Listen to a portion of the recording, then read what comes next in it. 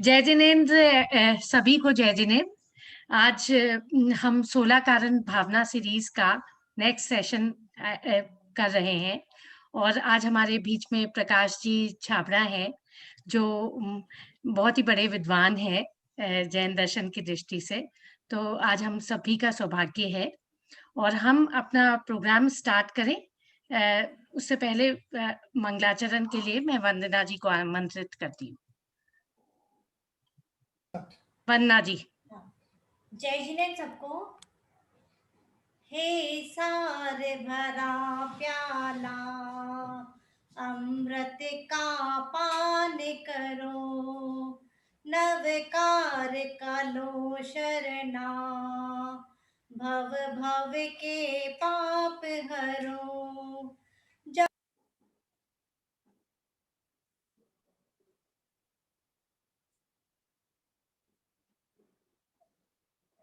I think Vandana ji left, ऐसा कुछ message आया था।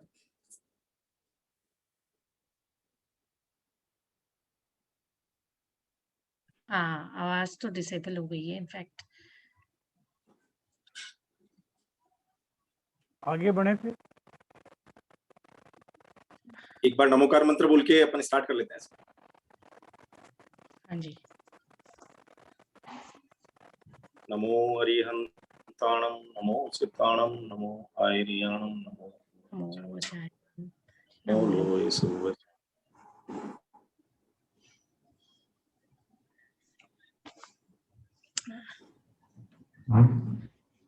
वंदना जी वैसे आ गई।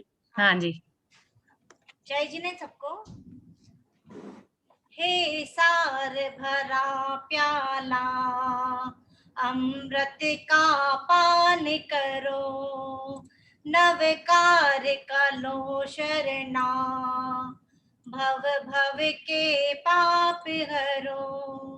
जप लो अरिहंताणम, भज लो श्री सिद्धाणम, रट लो आयरियाणम, ध्यालो वछायाणम, नमो लोय सब साहुणम।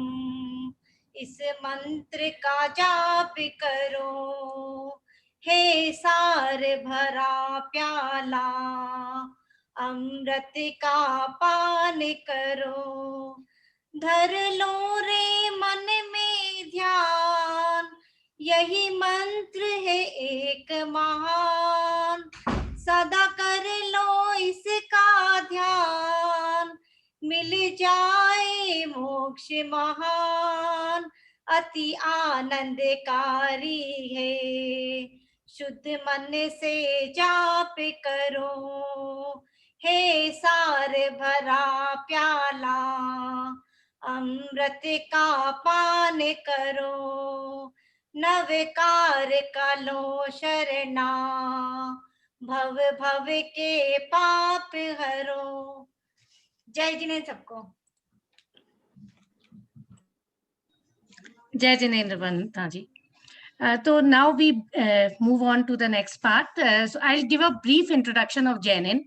Jainin is an association of Jain professionals started around 4 years back.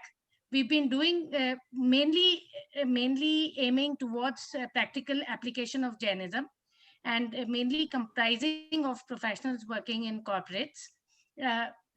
We've been doing sessions on spiritual aspects and topics like series on karma, Bada Bhavna series on various forms of meditation propagated by in Jainism. So we've been doing a series of sessions and this is the series on Sola Karan Bhavna.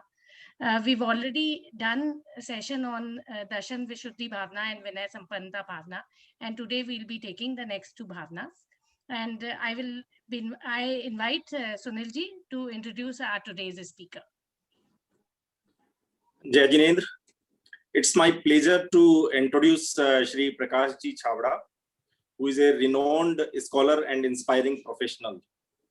Prakash ji hails from Indore, and he's as young as 45 even now. Prakash ji की journey जो है बहुत interesting और inspiring है, और एक software professional who has done masters in computer science from United states, और एक ड्रीम जॉब जो आज भी युवाओं के लिए एक ड्रीम जॉब माना जाता है, माइक्रोसॉफ्ट कॉरपोरेशन में जॉब करते हुए लगभग 32 वर्ष की उम्र में ही इन्होंने डिसाइड किया कि नहीं, मेरा कुछ रास्ता अलग है, और वो ड्रीम जॉब छोड़ के not only he but his wife who is also a chartered accountant, she was also working in Seattle, United States. So ये और इनकी वाइफ, छोटा भाई जो भी यूएस में जॉब कर रहा था कुछ दिन पहले, विकास जी छाबड़ा, उन्होंने हमको महावीर जयंती पे अच्छा उद्बोधन किया था इसी फोरम में। तो विकास जी, प्रकाश जी, इनकी वाइफ, विकास और विकास जी की वाइफ, चारों ने वहां से जॉब छोड़ के इंडिया आके इंदौर में सेटल हुए, एंड तब से ये जैन धर्म का प्रचार प्रसार कर रहे हैं और अपना आत्म कल्याण के लिए भी उतने ही कमिटेड है। आज वह युवाओं को जैन धर्म की शिक्षा दे रहे हैं। इसके लिए ही founded young Jain study group in Indore, and through that YJSG he has given Jainism education to thousands of students, and who has gained enough knowledge on Jainism. Not only that, but I think more than 25-30 professionals he has created to who are providing teachings of Jainism across country. तो प्रकाश जी की life जो है वो उस life से हम सीख सकते हैं कि किस तरह से इन्होंने इतना हाई एजुकेशन और अच्छा जॉब करने के बाद भी जैनिज्म को लेके कितना कमिटेड है। He is running various online and offline classes Jainism के ऊपर। चारों अनुयोगों के लगभग सभी शास्त्र प्रकाश जी ने स्वयं काफी अच्छी तरह से पढ़े हैं। He has authored also book like Gomatsar in Chart and Tables. Chart and Tables can teach youths very well. Similarly, he's co-authored Tattvard Sutra in Chart and Tables. हर साल Karnan Yog, because Prakash ji is specialized in Karnan Yog, and every year he's organizing Karnan Yog Shivir in Indore. And he has received Jain Ratna Award from JSG Carolina, USA. He himself is following all values of Jainism. चरणान योग के जितने भी नियम हैं खुद ये प्रकाश जी अपने जीवन में फॉलो कर रहे हैं। मैंने तो ये भी सुना है कि प्रकाश जी के घर में even he doesn't huge fan, बाकी अप्लायंसेस तो बहुत बार है, fan also he doesn't use, and he is living away from all materialistic life. I think nothing better can be there today for all of us. So Prakash ji, welcome to you in this Jainin forum, or over to you Prakash ji. Thanks Sunil ji, Swati ji and Kamal ji for inviting me to your Jainin platform, and it is very good actually that you started this series so that people can understand the basics of Jainism. See, the most important part is to understand the basics. Once you understand basics, it is very easy to learn other basically scriptures and everything. That's why we focus lot on basics. And it's a very good thing that you started with very basics. For example, 16 Karan Bhavana, 12 Bhavana. These are the basics. Let me start. So हम लोगों ने जो ये 12 भावना start की है, इसमें आज हमारा विषय है शील, व्रतेश, वनतिचार भावना और आवश्यक अपरिहाणी भावना। वैसे तो क्रम जो है शील, व्रतेश, वनतिचार के बाद अभीक्ष्ण ज्ञानोपयोग भावना आता है। मेरे को अपने आप को कई बार रोकना पड़ता है कि मेरे दूसरे वो नहीं निकल जाए। तो शील, व्रतेश, वनतिचार ये क्या है? शील, व्रतेश, अनतिचार, यदि हम इसको शब्दों में देखेंगे तो ये शब्द इस तरह से बनता है। इसमें 3 शब्द है, शील, व्रतेषु, अनअतिचार। शील का क्या अर्थ है? तो शील के अनेक अर्थ है। शील का अर्थ स्वभाव होता है, शील का अर्थ ब्रह्मचर्य होता है। शील जो है वो मुनि व्रत और महाव्रत उसके अर्थ में, उसके में भी उपयोग होता है। तो ये जो शील है इस शील के जो व्रत है, शील व्रतेषु, एक्चुअल में इसमें बहुवचन है, तो इसका मतलब है कि जो शील के जो कुछ भी व्रत है उनमें अनतिचार, अतिचार नहीं होना, माने उनका पालन करना और निर्दोष रीति से पालन करना, इसका नाम है शील व्रतेषु अनतिचार। व्रत कौन से हैं? तो व्रत गृहस्थों की दृष्टि से 12 प्रकार के व्रत हैं और मुनियों की अपेक्षा से 5 प्रकार के महाव्रत हैं। और महाव्रतों के साथ में 3 गुप्ती और 5 समिति है। तो इस प्रकार से मुनि धर्म की अपेक्षा से विचार करें तो 5 महाव्रत, 3 गुप्ती और 5 समिति, इनका निर्दोष पालन करना वह शील व्रतेषु अनतिचार है। और उसकी भावना करना, उनके निर्दोष पालन की भावना, वह शील व्रतेषु अनतिचार नाम की भावना है। ऐसे यदि हम गृहस्थ की अपेक्षा से विचार करें तो शील माने 12 व्रत, 5 गुणव्रत, 5 अणुव्रत, 3 गुणव्रत और 4 शिक्षा व्रत। तो इन 12 व्रतों का जो निर्दोष रीति से गृहस्थ पालन करता है या गृहस्थ पालन करता है, वह शील व्रतों का अतिचार रहित पालन है। और उसकी जो भावना है वह शील व्रतेषु अनतिचार भावना है। अब इसमें मैंने अनेक शब्द उपयोग किए। अनतिचार, ये अतिचार क्या है और अनतिचार क्या है, इसको हम थोड़ा सा समझते हैं। अतिचार किसे कहते हैं? आपने ये शब्द सुने होंगे, मैं आप लोगों से थोड़ा बहुत पूछूंगा जिससे मुझे ख्याल में आएगा कि मुझे किस लेवल की समझाना। अतिक्रम, व्यतिक्रम, अतिचार, अनाचार, ये 4 चीजें हैं। कोई बता सकता है इसका? थोड़ा किसी ने कुछ पढ़ा हो? अतिक्रम, व्यतिक्रम, अतिचार, अनाचार। यदि किसी ने भी ये अमित गति आचार्य का सामायिक पाठ यदि पढ़ा होगा तो उसमें, हाँ बोलिए कमल जी साहब। कमल जी साहब को अनम्यूट करके वो बोलना चाहते हैं।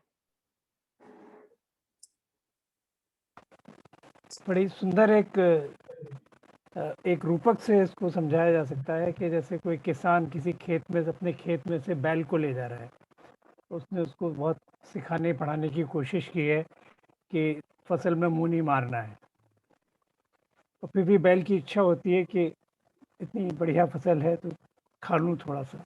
तो उसके मन में जो ये संकल्प आया, जो उसकी जो अनुशासन था, उसको तोड़ने की जो इच्छा हुई, ये अतिक्रम हो गया।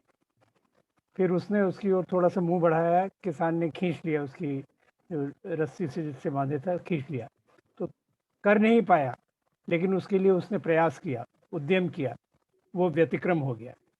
और फिर भी उसने आगे चल के मुंह मार ही लिया,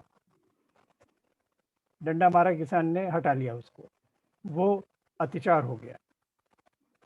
और फिर जब उसने देख लिया कि ये तो इतना स्वादिष्ट है, तो फिर उसने कहा पिटाई हो चाहे जो कुछ हो, फिर वो खेत में घुस गया और फिर उसने खूब खाना शुरू किया और पिटता रहा और खाता रहा, वो अनाचार हो गया। बराबर, बहुत बढ़िया। एक सेकंड में इसका इसके अंदर सामायिक पाठ के अंदर इसके अंदर पंक्ति आती है इसको समझाने के लिए, यदि किसी को ख्याल में हो तो वो मैं, ये तो आपने बहुत बढ़िया एग्जाम्पल से बताया।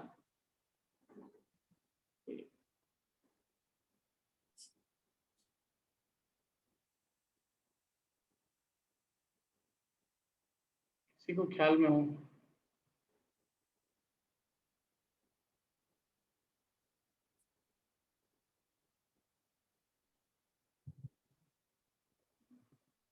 ठीक है, बहुत बढ़िया। मतलब ये बेसिकली क्या है, ये 4 स्टेप है, अतिक्रम, व्यतिक्रम, अतिचार, अनाचार। इसमें अनाचार जो है वो लास्ट स्टेप है। मतलब अनाचार मतलब कि उस व्रत के प्रति बिल्कुल भी हमारी भावना नहीं रही, व्रत पालन करने की भावना का समूल नाश हो जाना, अनाचार रूप प्रवर्तन होना, वो है लास्ट स्टेप अनाचार। उसके पहले अतिचार जो है वो दोष लगना है, और इनके बराबर मतलब इसको प्रॉपर रूप में आचार्यों ने पूरा परिभाषित किया है। फॉर एग्जाम्पल गृहस्थ के जो 12 व्रत हैं, तो 12 व्रत क्या है? 5 तो है वे 5 पापों के 1 देश त्याग रूप, 5 है अणुव्रत। और 5 अणुव्रतों की सुरक्षा के लिए या 5 अणुव्रतों में गुणों की वृद्धि के लिए 3 है गुण व्रत। और उसके बाद में आखिर गृहस्थ का जो मूल उद्देश्य है वो है मुनि धर्म का पालन करना। तो मुनि जीवन की शिक्षा देने वाले 4 है शिक्षा व्रत। इस प्रकार से कुल 12 व्रत है क्या। और इन 12 व्रतों का जो अतिचार रहित पालन है, निरतिचार पालन, किसी प्रकार का दोष नहीं लगने देना। अनाचार तो बहुत दूर की बात है, अतिक्रम व्यतिक्रम तक आ गए ठीक है, लेकिन कम से कम अब उससे और आगे ना बढ़े, अतिचार न लगने पाए, क्योंकि अतिचार यदि बारंबार लगेंगे तो वह अतिचार अनाचार का रूप धारण कर लेंगे, व्रतों की भावना मूल से नष्ट हो जाएगी। तो ये जो 12 व्रत है गृहस्थों के, 5 अणुव्रत, 3 गुणव्रत, 4 शिक्षा व्रत, तो इनके एक एक के अतिचार शास्त्रों में बताए। उदाहरण के लिए जैसा हिंसा व्रत है, तो हिंसा व्रत के अतिचार है बंधन, छेदन, अति भारारोपण, अन्नपान निरोध, किसी को बंधन में डालना, किसी को लाठी, बेर, चाबुक आदि से मारना, किसी के अंगों पांगों का छेदन कर देना, चाहे वो तिर्यंच भी हो। आप ये देखिए कि आचार्यों की दृष्टि कितनी विशाल रहेगी कि उन्होंने एक किसान के हिसाब से भी यदि वह अहिंसा व्रत का पालन करना चाहे और उसको यदि अपने जानवर को भी वश में रखना हो तो भी वो किस तरह से उसको वश में रखते हुए भी अपने अहिंसा व्रत का पालन कर सके। तो बध, बंधन, छेदन, अति भारारोपण, मतलब इनका करे बध बंधन तो वह अतिचार है, अभी तक उसके मतलब अनाचार जो है वो अनाचार रूप नहीं कहलाएगा उसके लिए। यदि हम तो उसको मारेंगे तो हमारे लिए तो अनाचार है, लेकिन एक जन सामान्य की दृष्टि से, सार्वभौमिक दृष्टि से उन्होंने बध को, बंधन को, छेदन को, अति भारारोपण का मतलब ये है कि किसी भी व्यक्ति के ऊपर जो हमारे अंडर में है उसके ऊपर उसकी सामर्थ्य से अधिक भार लाद देना, उसकी शक्ति जितनी है काम करने की उससे अधिक भार उसके ऊपर लादना, यह अति भार आरोपण है। ऐसे अन्नपान का निरोध करना, किसी की भूख प्यास जो है, उसको भूख प्यास लग रही है और उसको भूख प्यास लगने पर भी उससे काम लेते रहना, उसको धन आदि का प्रलोभन देकर उससे निरंतर काम लेते रहना, ये अन्नपान निरोध नाम का 5वां अतिचार। ऐसे अहिंसा व्रत के 5 अतिचार है। ऐसे सत्य व्रत है, 5 पापों के त्याग में सबसे दूसरे नंबर का जो व्रत है वो है सत्य व्रत। तो सत्य व्रत के 5 अतिचार गए। सत्य बोलने में क्या क्या चीजें बाधक है, जो बाधक है उनका हम त्याग करेंगे तो सत्य बोल सकेंगे। अब सत्य बोलने में बाधक कौन है, बता सकता है कोई मुझे? सत्य बोलने में बाधक कारण कौन है? सत्य बोलने में बाधक कारण 2 है। दुनिया में कोई भी व्यक्ति असत्य बोलता है उसके 2 कारण है, एक तो उसके अंदर है कषाय और दूसरा है उसमें अज्ञान। कषाय और अज्ञान की वजह से व्यक्ति झूठ बोलता है। तो सत्य बोलने के लिए कषाय और अज्ञान का त्याग होना जरूरी है। तो कषाय के त्याग के लिए उन्होंने 4 प्रकार की भावनाएं कही कि भाई क्रोध का त्याग हो, हास्य का त्याग हो, लोभ का त्याग हो, भय का त्याग हो। इनका त्याग किए बिना आप चाहें कि हम सत्य व्रत का पालन कर सकें तो संभव नहीं, क्योंकि व्यक्ति क्रोध, लोभ, हास्य और भय इनके वशीभूत होकर असत्य बोलता है। तो इनका त्याग कराया। और फिर ये तो हो गया कषायों का त्याग। अब क्या करें सत्य जानने के लिए, ज्ञान के लिए क्या करें? कषाय का त्याग तो हुआ एक बिंदु, दूसरा मैंने कहा था कि अज्ञान का त्याग होना भी सत्य बोलने के लिए आवश्यक है। तो अज्ञान के त्याग के लिए आचार्यों ने एक भावना और कही कि ये जिनवाणी का अध्ययन करे, जिनवाणी के अनुसार बोले, क्योंकि हम जिसे सत्य समझते हैं हम कोई हो सकता है वो सत्य ना हो। सत्य बोलने के लिए सत्य की जानकारी होना अत्यंत आवश्यक है। क्या सत्य की जानकारी उसे जिसका कि अज्ञान पूरी तरह से नष्ट हो चुका है। और अज्ञान उनका नष्ट हुआ है जिनके की किसी प्रकार का ज्ञान के ऊपर आवरण नहीं है, वे हमारे सर्वज्ञ देव हैं। तो उन सर्वज्ञ देव के कहे हुए वचनों का अभ्यास करना ये सत्य व्रत की 5वीं भावना है। और ऐसे सत्य बोलने के अंदर जो अतिचार कहे कि किसी के बारे में झूठा, कोई व्यक्ति आपके पास में धरोहर रख गया हो, मांगने आया हो, उसको कम देना, किसी के बारे में झूठा लेख लिखना, किसी की गुप्त बात प्रकाशित कर देना, किसी के इशारे आदि को समझकर उसको प्रकट कर देना, ये सब सत्य व्रत के अतिचार है। ऐसे ही अचौर्य व्रत की भावनाएं कही, अचौर्य व्रत के अतिचार कहे कि अचौर्य व्रत क्या है। मूल सिद्धांत ये है कि भाई किसी की भी गिरी हुई, पड़ी हुई, भूली हुई, रखी हुई वस्तु को हम बिना उसके मालिक की आज्ञा के उठाते हैं तो वो चोरी है। और वो चोरी के त्याग करने के लिए आचार्यों ने भावनाएं कही, और चोरी के त्याग, अचौर्य व्रत के पालन करने में जो जो दोष लगते हैं उन दोषों के लिए अतिचार कहे कि ये दोष है, अतिचार है, और इन अतिचारों को नहीं लगने देना, वो अचौर्य भावना। जैसे चोरी न करे उसके लिए क्या करें, चोरी नहीं करने के लिए चोर न हम स्वयं चोरी करें, न हम किसी से चोरी कराएं, और न हम चोरी करने वाले का माल खरीदें। क्या किसी प्रकार का मिलावट नहीं करें, राजा की आज्ञा के विरुद्ध नहीं चले, जो गवर्नमेंट के रूल्स रेगुलेशन है उसके हिसाब से चले, और अल्प वस्तु में अधिक मूल्य की वस्तु को ना मिलावे। लेने देने के तराजू बाट आदि जो कहे हैं, मतलब जितनी लेने देने के तराजू बाट बराबर सही रखे, तो ये सब अचौर्य व्रत की भावना है। और आप देखिए कि आचार्यों ने अचौर्य व्रत के अतिचार के रूप में महाव्रतों की अपेक्षा से, मुनिराज की अपेक्षा से इतना तक वर्णन किया कि जिस स्थान में वे ठहर रहे हैं, यदि वे उस स्थान पर आने से किसी को रोकते हैं तो वो उनके अचौर्य व्रत का अतिचार है, क्योंकि हमने उस स्थान की चोरी कर ली। हमारा वो स्थान है नहीं, मुनिराज ने सब कुछ त्याग दिया है, तो त्याग देने के बाद में अब यदि वे उस स्थान का ममत्व रखते हैं, उस स्थान में अपनापन रखते हैं, तो वो उस स्थान का अपनापन उनके लिए दूसरे की वस्तु के चोरी के रूप में, मतलब दोष रूप होता है। क्या मतलब इतनी बारीकी से, यहाँ तक कि यदि वे किसी को ये मेरी वस्तु है, ये मेरा पीछी है, ये मेरी कमंडलू है, इस प्रकार से भी यदि वे वचन कहें तो वो भी अतिचार है। वो अतिचार क्यों है? क्योंकि मेरा है, तेरा है, इस प्रकार की जो भावना है वो वास्तव में दोष रूप है। क्या शून्य स्थान पर रहना, शून्यागार, शून्य गुफा में, वृक्ष की कोटर आदि में जो किसी के अधिकार की जगह नहीं है, ऐसे स्थान पर रहना, अथवा जो किसी ने स्थान छोड़ दिया है, जिस स्थान का कोई मालिक नहीं है, ऐसे स्थान पर रहना, किसी दूसरे को आने से नहीं रोकना, और किसी भी साधर्मी से ये वस्तु मेरी है, तेरी है, इस प्रकार का कोई विसंवाद नहीं करना, ये अचौर्य व्रत की भावना है। और मैंने इसके अतिचार आपको कहे सही, जो चोरी करना, कराना, ये सब उसके अतिचार है। ठीक इसी प्रकार ब्रह्मचर्य व्रत, तो ब्रह्मचर्य व्रत की 5 भावनाएं कही और ब्रह्मचर्य व्रत के 5 अतिचार कहे। मैं आपको भावना इसलिए बता रहा हूं क्योंकि हमें पहले व्रत की भावना हो और फिर व्रत की भावना के बाद में उसमें जो दोष लगते हो वो दोष न लगने पाए, इस प्रकार की भावना करना, वो अनतिचार भावना है, शील वृत्तेश्वर अनतिचार भावना। तो जो ब्रह्मचर्य के जो व्रत की भावना कही है, तो पंच इंद्रियों के विषय त्याग रूप ब्रह्मचर्य व्रत है।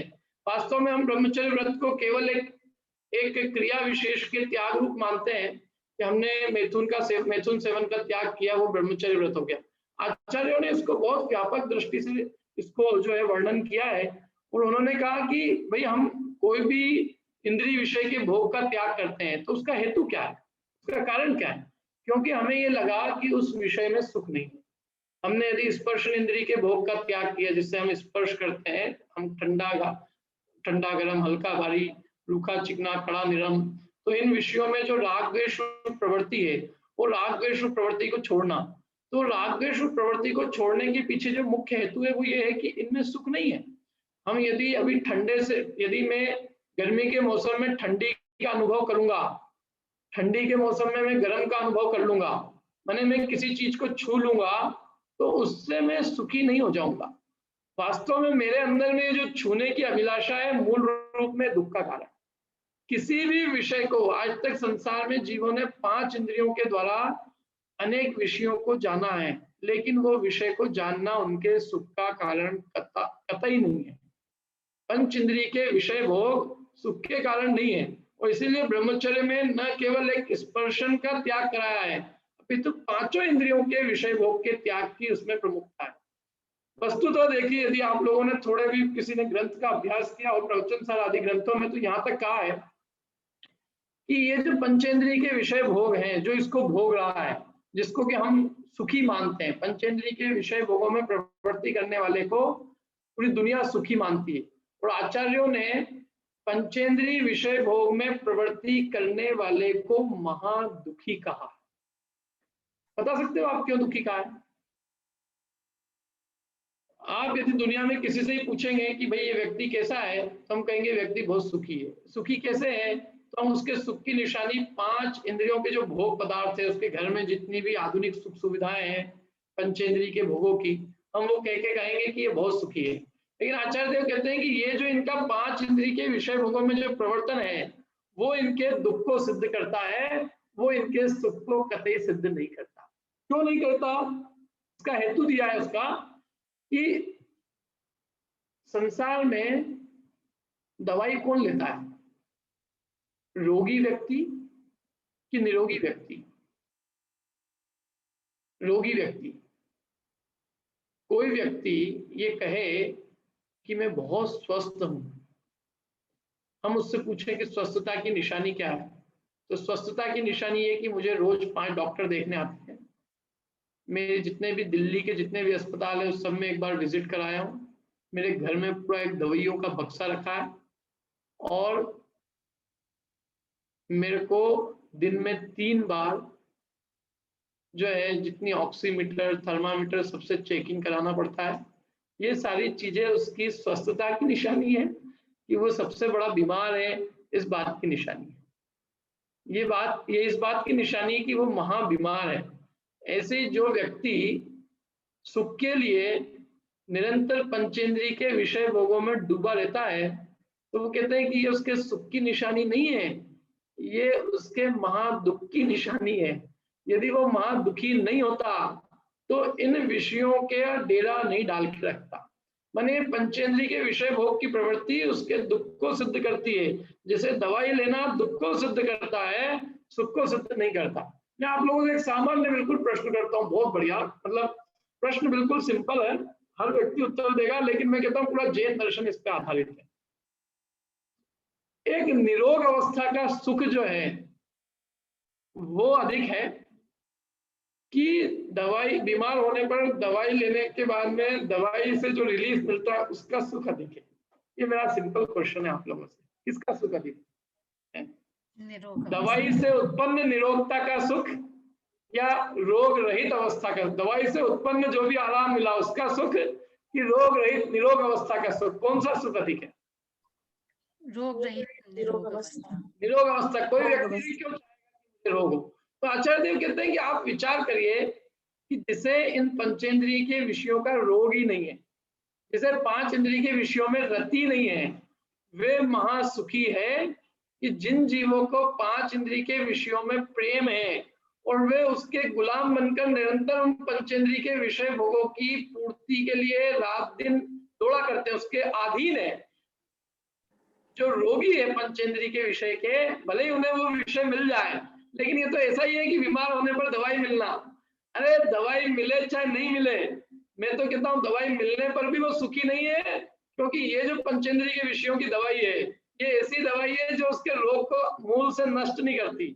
इससे तो आचार्य देव कहते हैं कि हमारे अंदर से उस जाति की इच्छा मिट जाए, हमारे अंदर में विषयों का प्रेम मिट जाए, वो वास्तविक सुख है।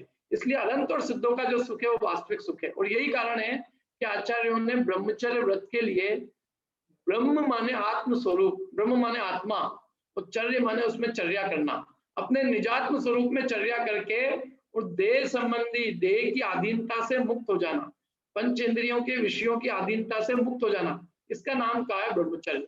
और इस ब्रह्मचर्य के प्रैक्टिकल एप्लीकेशन के लिए 5 जो इंद्रिय विषय हैं उनके त्याग कराए हैं। पंचेंद्रिय के विषयों के त्याग ही 5 ब्रह्मचर्य व्रत की भावना है। जैसे स्पर्श इंद्रिय के त्याग के लिए अपने शरीर के संस्कार का त्याग करें, रसना इंद्रिय के त्याग के लिए गरिष्ठ और रसीले भोजन का त्याग करें, घ्राण इंद्रिय के लिए सुगंधित पदार्थ प्रसादन का त्याग करें, चक्षु इंद्री के लिए स्त्री के मनोहर अंगों के निरीक्षण का त्याग करे, कर्ण इंद्री के लिए जो स्त्रियों में राग उत्पन्न करने वाली कथा है उनका त्याग करे। इस प्रकार से मन का त्याग करने के लिए कि यदि मन से भोग न करे तो मन के त्याग के लिए उन्होंने जो पूर्व काल में जो भोग भोगे हैं उनके त्याग की बात कही है। तो इस प्रकार से पांचों इंद्रिय और मन के त्याग की बात उन्होंने ब्रह्मचर्य व्रत में कही है। ऐसे ब्रह्मचर्य व्रत के जो अतिचार है उनमें भी यही भावना है कि न हम स्वयं विवाह करें, या जो ब्रह्मचर्य व्रत लेवे न तो स्वयं अब्रह्म का सेवन करे न किसी अन्य का विवाह कराए।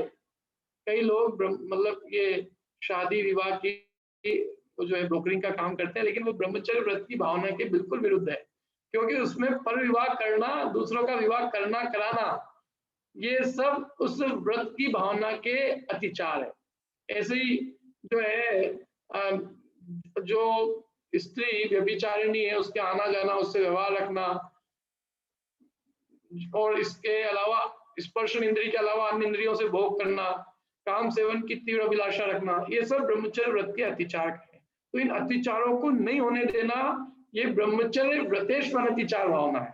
शील व्रतों में एक व्रत है ब्रह्मचर्य व्रत। ऐसे ही जो परिग्रह है, तो परिग्रह त्याग के लिए पांचों इंद्रियों के जो विषय हैं, मनोज्ञ विषयों में राग नहीं करना, अमनोज्ञ विषयों में द्वेष नहीं करना, ये पंच इंद्रियों के विषयों में राग द्वेष का त्याग ही वास्तव में ब्रह्मचर्य व्रत की मूल भावना है। फिर इसके अतिचार के रूप में आपने जो भी परिमाण लिया है, परिग्रह का जो परिमाण किया है, अथवा जिन्होंने परिग्रह का त्याग किया है, तो जिन्होंने परिमाण किया है वे उस परिमाण को बढ़ाए नहीं। मैंने यदि मकान का त्याग कर दिया है तो फिर मैं उस मकान को बढ़ाऊं, मतलब मैं मकान वापस रखने की इच्छा नहीं करूं। एक मकान छोड़ा है, दो, जितना भी जो कुछ मैंने छोड़ा है, तो उसकी मर्यादा को बढ़ाना नहीं, जितनी मर्यादा की है उसको बढ़ाना नहीं, जिसका त्याग किया है उस त्यागी हुई वस्तु को पुनः ग्रहण नहीं करना। ये अपरिग्रह व्रत की मूल भावना है। और इसके अंदर और भी काफी बातें हैं कि जैसे अपरिग्रह के अंदर हम जिन वस्तुओं की मर्यादा लेते हैं, तो उन वस्तुओं की मर्यादा लेने के अंदर हम कभी उसको भूले नहीं, उसके प्रति अनादर का भाव नहीं आवे। ये सारी उस व्रतों की भावना है। ऐसे 3 प्रकार के जो गुणव्रत है, जो कि इन 5 पापों के त्याग रूप अणुव्रतों को पुष्ट करने वाले हैं। देखिए जैन दर्शन के अंदर मेरे ख्याल से शायद ही एक जैन दर्शन ऐसा होगा जिसमें कि 5 पापों के त्याग पर बहुत बल है। आप चाहे अणुव्रत की बात करिए, चाहे महाव्रत की बात करिए, चाहे आप मतलब अनंत बनने की बात करिए, कहीं भी 5 पापों के त्याग की बात आचार्यों ने छोड़ी नहीं। और उन 5 पापों के त्याग के बाद भी वे चुप नहीं बैठे। उन्होंने कहा ये आपने अणुव्रतों का पालन किया, इसके बाद में इनकी स्थिरता के लिए या इन्हीं अणुव्रतों में गुणों की वृद्धि के लिए 3 गुणव्रत कहे, दिग्व्रत, देशव्रत, अनर्थ दंडव्रत।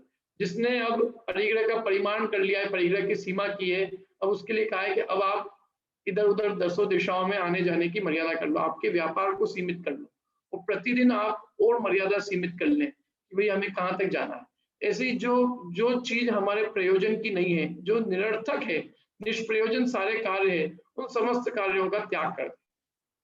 जैन दर्शन कहता है कि हम मन से, वचन से, काय से कोई भी क्रिया यदि करें तो उसके पहले उसके औचित्य पे विचार करें कि इससे हमारे जीवन का, आजीविका का अथवा हमारे मोक्ष मार्ग का कोई प्रयोजन सिद्ध होता है कि नहीं होता है। मैं यदि कोई बात बोल रहा हूं तो पहले उस पर विचार करूं कि क्या मेरा इससे मोक्ष मार्ग का प्रयोजन सिद्ध होता है।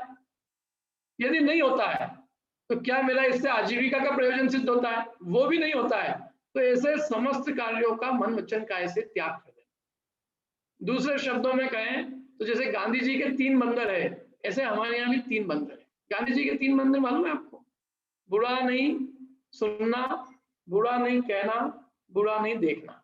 ऐसे राग द्वेष करतार कथा कब हूं न सुनीजे, कब हूं न कहीजे, और राग द्वेष को उत्पन्न करने वाली कथा कब हूं न देखीजे। ये है अनर्थ दंड व्रत। अनर्थ का अर्थ होता है जो अनर्थ करे और जिसका हमें दंड लगे, उस अनर्थ से मतलब बिना प्रयोजन का। अर्थ माने होता है प्रयोजन और अनर्थ माने बिना प्रयोजन, बिना मतलब का, और जिससे हमें पाप लगे, जिससे हमें दंड मिले, ऐसे समस्त कार्यों का त्याग करना, वो है अनर्थ दंड। और उस अनर्थ दंड का त्याग करना अनर्थ दंड व्रत है। और उस अनर्थ दंड व्रत में किसी प्रकार का अतिचार नहीं लगने देना, ये अनर्थ दंड व्रत। ऐसे 4 प्रकार के शिक्षा व्रत है, सामायिक, ये 4 शिक्षा व्रत मुनि जीवन की शिक्षा देते हैं। जिसने अब गृहस्थ जीवन में अणुव्रतों को अंगीकार किया, वो मुनि बनना चाहता है, तो उसके लिए सबसे पहली सीढ़ी है कि वो अपने जीवन में सामायिक व्रत का पालन करे। प्रतिदिन एकांत में अंतर्मुहूर्त के लिए 48 मिनट के लिए वो अपने आत्म स्वरूप का चिंतन मनन करे, देखे कि मेरी स्थिरता कितनी है। क्योंकि मुनि जीवन सामायिक रूप है, उसमें दिन भर सामायिक करना, दिन भर मतलब प्रातः काल, मध्याह्न, सायकाल और रात्रिकालीन सामायिक ही सामायिक है, स्वरूप स्थिरता के कार्य है। तो इसलिए पहले ही वह जीव अपनी परीक्षा करके देखे कि वास्तव में मैं इस सामायिक व्रत में कितना सफल हूँ। सामायिक का पूरा वर्णन है, समता भाव का अभ्यास करना, कुछ काल के लिए समस्त पापों का त्याग करके पंच परमेष्टि की आराधना पूर्वक आत्म स्वरूप का विचार, वह सामायिक व्रत है। सामायिक व्रत के बाद में भोगो भोग परिमाण, प्रतिदिन जो हम भोग और उपभोग भोगते हैं, भोग मतलब एक बार जो भोगने में वस्तु आती है उसे हम भोग कहते हैं, और जो बारंबार भोगने में वस्तु आती है उसे उपभोग कहते हैं। इनका परिमाण करना कि हम जीवन में प्रतिदिन इतनी भोगोपभोग की वस्तुएं उपयोग करेंगे, प्रतिदिन किया जाता है। और इसमें इन जो हमने नियम लिए भोगोपभोग के परिमाण किया जो हमने, उसमें दोष नहीं लगने देना। ये भोगोपभोग परिमाण व्रत की अनधिकार बात। जैसे पुरुषोत्तम उपवास है, एकासन सहित उपवास करना और उसमें किसी प्रकार के दोष नहीं लगाना, अर्थात उपवास में अनादर नहीं होना, उपवास करने के दिन जो हमारे पूजन पाठ आदि जो कार्य है उनको भूलना नहीं, उनको उत्साह सहित करना। जिनेंद्र भगवान की पूजा आदि के उपकरण है उसको देखभाल के रखना, देखभाल के उठाना, यत्नाचार सहित प्रवृत्ति करना, ये सब पुरुषोत्तम उपवास शिक्षा व्रत के अनतिचार से रहित अवस्था। इसके अलावा एक अंतिम है अतिथि संविभाग व्रत। ये अंतिम अतिथि संविभाग व्रत कह के मैं अपनी बात समाप्त करूंगा। अतिथि संविभाग, अतिथि किसे कहते हैं? जिसके आने की तिथि निश्चित नहीं है, वह है अतिथि। जिसके आने का हमें कुछ नहीं पता है कि वह आएगा कि नहीं आएगा, अतिथि। और उसको संविभाग माने हमने जो भोजन बनाया है, हमने जो वस्तु अपने लिए बनाई है, हमारे पास जो वस्तु है, अपनी वस्तु में से विभाग करके उसे देना, यह अतिथि संविभाग व्रत। और इस व्रत में किसी प्रकार का दोष नहीं लगने देना, मैंने इस व्रत को अत्यंत उत्साह पूर्वक पालन करना। प्रतिदिन हम अपने भोजन के पूर्व कोई अतिथि की बाट जोकर और उसको अतिथि को हम पहले भोजन कराएं और फिर भोजन करें, इस प्रकार की जो भावना है वो अतिथि संविभाग भावना है। और इसको उत्साह सहित करना, किसी प्रकार का किसी दातार से ईर्ष्या करके कोई वस्तु नहीं देना, किसी अभिमान पर होकर वस्तु नहीं देना, और दातार के जो दोष है वो समस्त दोषों को टालकर भोजन आदि मतलब योग्य पात्र को भोजन कराना, ये अतिथि संविभाग व्रत की निरतिचार रूप से भावना है। तो इस प्रकार से 12 व्रतों की मैंने गृहस्थ की अपेक्षा से जो 12 व्रत है उन 12 व्रतों की निरतिचार रूप से पालन करने रूप शील व्रतेश अनतिचार नाम की भावना का संक्षेप में वर्णन किया। अब मैं आप लोगों से चाहूंगा कि आप लोगों के कोई प्रश्न हो तो वो आप जो है पूछ सकते हैं। मैंने इस आवश्यक अपरिहार्य भावना को बिल्कुल छुआ नहीं है, इसको मैंने पूरा रहने दिया। यदि आप चाहें तो मैं 2-5 मिनट में इसका बिल्कुल संक्षेप में वर्णन कर सकता हूँ, जैसी आपकी भावना हो।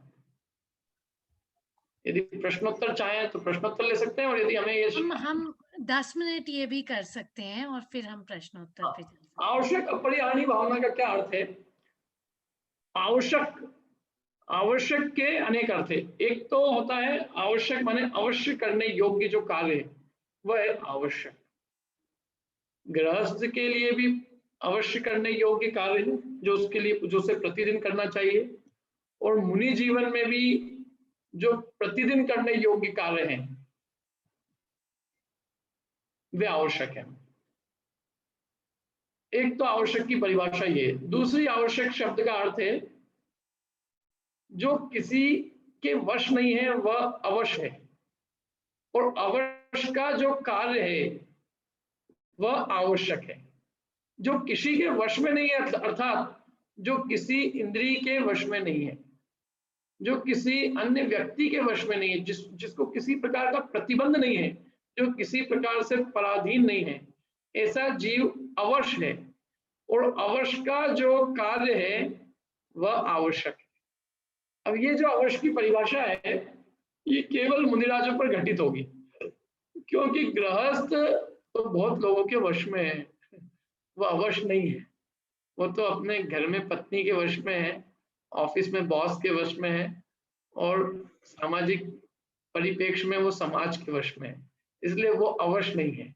यहाँ जिस अवश्य की बात मैंने कही वो केवल और केवल वो मुनिराजों के ऊपर घटित होती है। तो वो जो अवश्य का जो कार्य है, अवश्य का जो आचरण है वही आवश्यक है।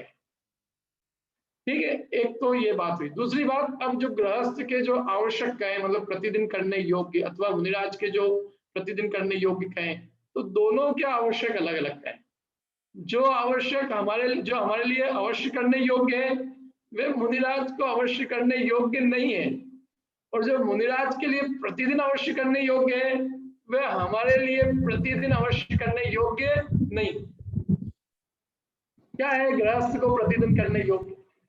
तो गृहस्थ के लिए भी अच्छा आप ये देखिए कि अवश्य करने योग्य, जो अवश्य करने योग्य जो संख्या है वो गृहस्थ की और मुनियों की बिल्कुल समान है। कितना आवश्यक है मालूम आपको? उंगली से आप बता सकते हैं। षट आवश्यक है, षट आवश्यक 6। मुनि जीवन के मुनि धर्म मतलब मुनि जीवन में भी 6 ही अवश्य करने योग्य कार्य है, और गृहस्थ को भी 6 ही अवश्य करने योग्य कार्य कहे। लेकिन अब हम लोगों ने, मैं जब यूएस में था तो एक व्यक्ति ने मुझे दोहा सुनाया था कि देव पूजा गुरु पास्ति स्वाध्याय संयमस्तप दानम चेति गृहस्थानाम षट कर्माणि दिने दिने। तो उसने कहा कि दिने दिने की जगह इसको कर दो वीकेंडे वीकेंडे। देव पूजा गुरु पास्ति स्वाध्याय संयमस्तप दानम चेति गृहस्थानाम षट कर्माणि रविवारे रविवारे शनिवारे शनिवारे। इनकी स्थिति यही है, यदि अभी हम किसी को श्लोक बनाने को देंगे तो वो इन षट कर्मों को प्रतिदिन न करके वो कहेगा भाई शनिवार रविवार हम पूजा करके आते हैं, हम जो है अष्टमी चतुर्दशी को संयम का पालन कर लेते हैं, और दान जो है वो पंडित जी हम दान जो है वहां जब शिखर जी जाते हैं तो हम एसी के कमरे में जो भी दान करते हैं वो हमारा दान है ही। तब जो है जब हमें भोजन आदि व्यवस्थित नहीं मिलता है तो हमारा अनशन तब हो जाता है। तो इस प्रकार से हम जो है षट कर्मों की हमारे हिसाब से व्याख्या करते हैं, लेकिन ये षट कर्म नहीं है भाई। देव पूजा प्रतिदिने माने प्रतिदिन करने की चीज है। ये षट कर्म जो है रविवारे रविवारे या पर्युषण है ये नहीं है। ये षट कर्म तो प्रतिदिन करने योग्य कार्य, प्रतिदिन। देखो जिसके प्रति हमें प्रेम होता है उसके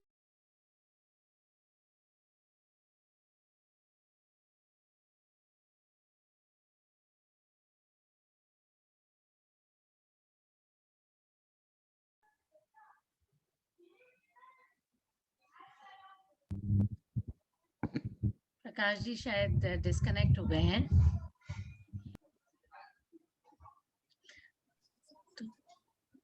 प्रकाश जी अभी समित शिखर जी में है तो वहां पे थोड़ा नेटवर्क का इशू था, आई थिंक अभी कनेक्ट हो जाएंगे।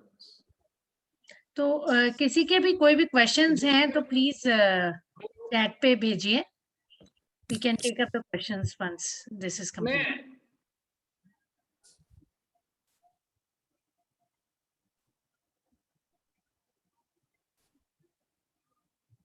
Can you hear me? Yes, yes, yes. Okay, sorry, actually this is Shikhar ji.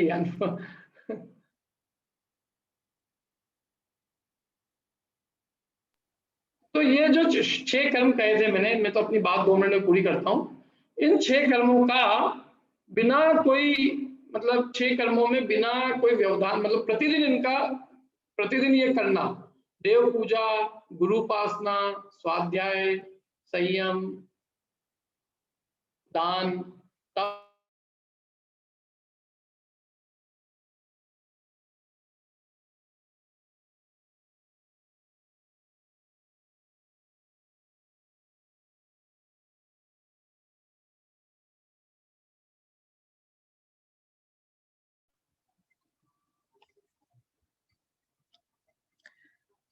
In the meanwhile, please post your questions on the chat.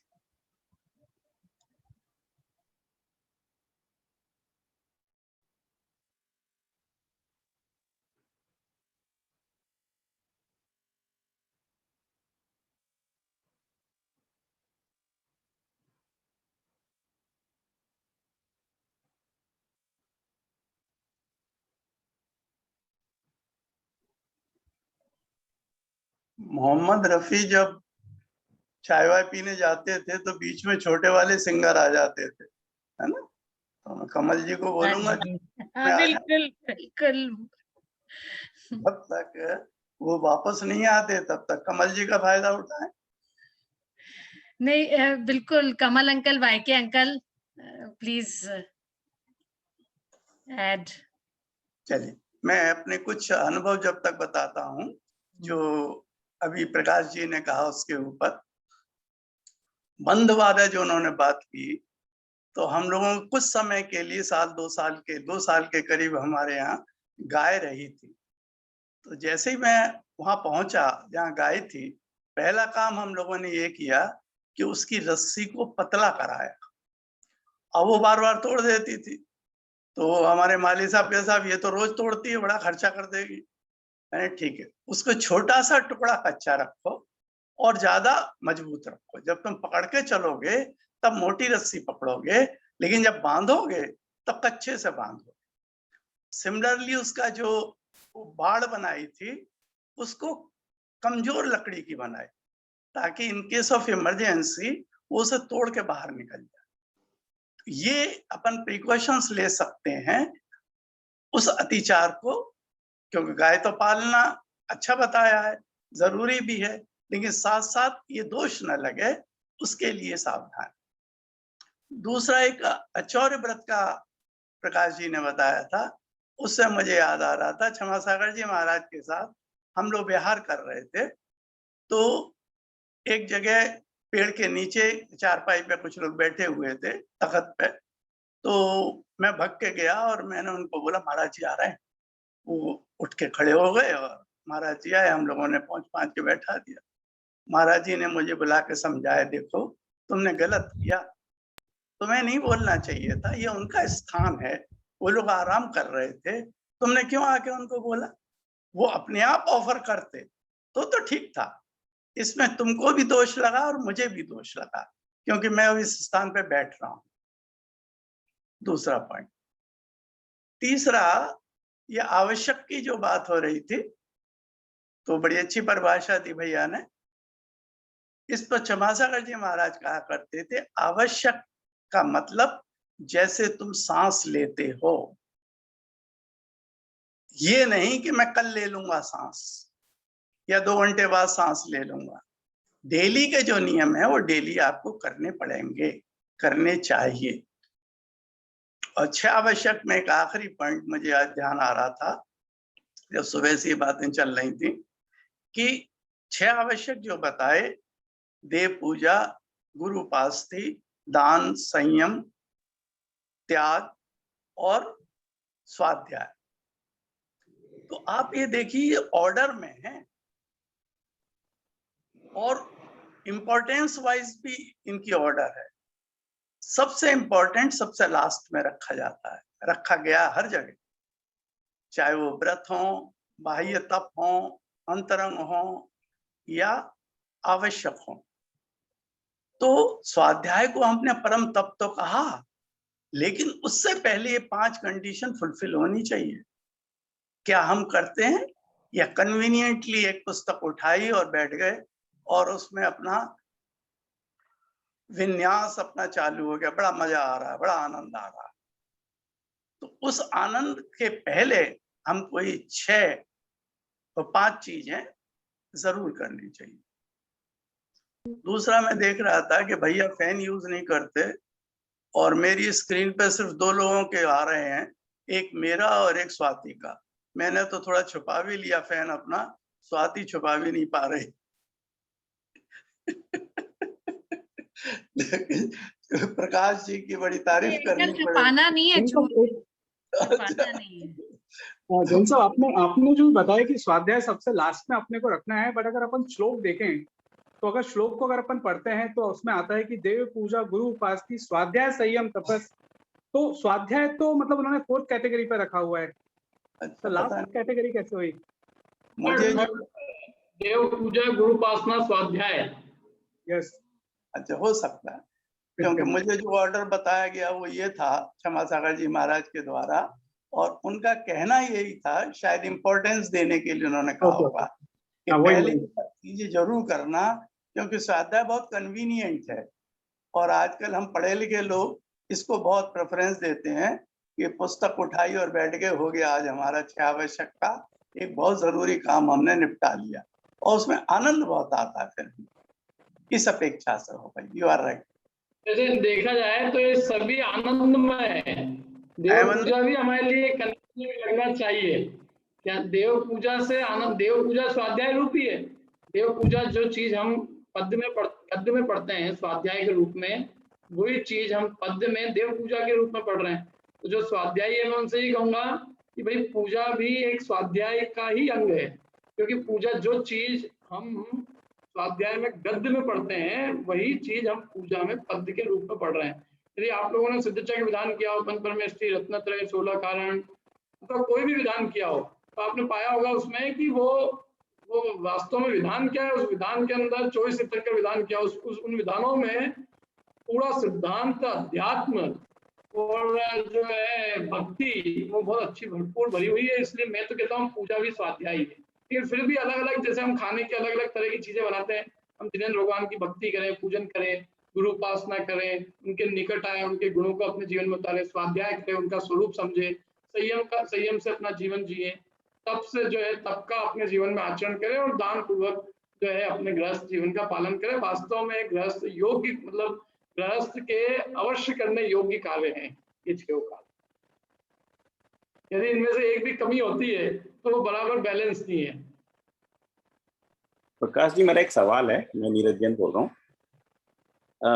आजकल अपने जो सारे अपने ग्रंथ, आगम, पूजा पाठ सभी कुछ लैपटॉप पर, मोबाइल पर, इंटरनेट पर सब जगह उपस्थित है। तो अब अपने जो ग्रंथ हैं, अभी तक अपन ये समझते हैं उनको अपन को आदर करना होता है, संभाल के रखना होता है। पर इंटरनेट की बात करें तो इंटरनेट तो शुद्ध चीज जगह नहीं है, वहाँ सभी तरह की चीज़ें हैं। तो उसको अपन निश्चय से और व्यवहार से दोनों तरह से कैसे समझें। इसी तरह से लैपटॉप वगैरह है अपना, उसमें अपन अपना व्यवसायिक कार्य भी करते हैं और धर्म का भी काम कर रहे हैं। तो क्या किसको अपन किस तरह से समझें, इस पर बात। देखिए तो क्या है कि ये जैसे जो भी चीज है, मैं तो कहता हूँ आप धर्म की क्या, कोई भी जो एक अक्षर है, एक शब्द है, एक वर्ड है, यदि हम उसका आदर करना सीख जाएं तो हम न लैपटॉप, ना हम मोबाइल को हम किसी गलत जगह पे पढ़ेंगे। यदि हम मोबाइल को जो है बाथरूम के अंदर पढ़ते हैं तो वो वैसे ही गलत है, यूं ही उसमें जिनवाणी है या नहीं है, वो तो वैसे ही बहुत बुरी आदत है। तो इस तरह की सारी दुष्ट प्रवृत्तियां जो है वो बंद करके, और हमें तो मैं कहता हूँ कोई भी वाक्य यदि वो इंग्लिश में भी है तो वो वास्तव में एक, जिसको कहें कि एक सरस्वती है। आप लोगों ने देखा होगा, अधिकांश लोगों के संस्कार होंगे कि यदि हमारे पाँव के नीचे यदि अखबार का भी कोई टुकड़ा आ जाएगा तो हम उस अखबार के टुकड़े को भी 2 बार प्रणाम करेंगे, क्योंकि हमारे अंदर में ये भक्ति है उसके प्रति कि भाई हम एक शब्द को भी ज्ञान का एक कारण मानते हैं और उसके भी अभिनय नहीं होने देते। तो स्वाभाविक रूप से मैं तो कहता हूँ लैपटॉप के अंदर आपके या मोबाइल के अंदर जिनवाणी हो या नहीं हो, यूं भी ज्ञान की चीजें तो आप यूं भी आदर करो, और यदि जिनवाणी भरी है तो बहुत आदर करो। लेकिन उसको हम अवॉइड नहीं कर सकते। लोग कहते हैं कि इसमें लैपटॉप में नहीं पढ़ना है, मोबाइल में नहीं पढ़ना। मैं तो कहता हूँ कि भाई यदि हम नहीं पढ़ेंगे तो हम पढ़ने से ही वंचित रह जाएंगे। हम यदि समाज, मतलब हम जो धारा के साथ नहीं चलेंगे तो हम कहीं के नहीं रहेंगे। पहले एक जमाने में जब बुक्स पब्लिश होना चालू हुई थी, पहले बुक्स पब्लिश नहीं होती थी, लिखते थे लोग। जब बुक्स पब्लिश होना चालू हुई तो कई लोगों ने विरोध किया कि इससे धर्म की हानि हो रही है, ये हो रहा है, वो हो रहा है, और कई लोगों ने उन छपी हुई पुस्तकों का बहिष्कार भी किया कि हम इनको मंदिर में नहीं रखने देंगे। लेकिन स्थिति ये हुई, आज हम 100 साल बाद देखते हैं कि आज सभी मंदिरों में वो छपी हुई पुस्तकें उपलब्ध है, लोग उनसे पढ़ रहे हैं। और यदि वो हम आज निकाल रहे हैं, आप सोचिए कि जितना अज्ञान आज अभी है समाज में, उससे अनंत गुना अज्ञान बढ़ रही है। इसलिए मैं जो टाइम चल रहा है उसका यूज करके, टेक्नोलॉजी का यूज करो ना अच्छे के लिए, अपने आत्मकल्याण की, अभिनय मत करो। बाकी अभिनय नहीं करने के अलावा वो यदि हम उसका सहारा नहीं लेंगे हम पढ़ने से वंचित हो जाएंगे। हमारी जो युवा पीढ़ी है वो सारी इस पे है, सारी जो है नेट पे है। यदि हमने उसको नेट पे मटेरियल प्रोवाइड नहीं किया तो वो जो है दूसरा मटेरियल पढ़ेगी, वो जैन ही नहीं रहेगी। इसलिए इसका तो यूज करने से कोई दिक्कत नहीं है, बल्कि अच्छा सही यूज करना चाहिए। जी धन्यवाद। सर, इसी से संबंधित मेरा एक और जिज्ञासा थी कि जैसे अभी बात चली कि पुस्तकें अभी लेटेस्ट में मतलब छपने स्टार्ट हुई थी, और जैसा कि हमें पता है कि छठखंडागम ग्रंथ के समय से लिपिबद्ध होना स्टार्ट हुए थे अपने ग्रंथ।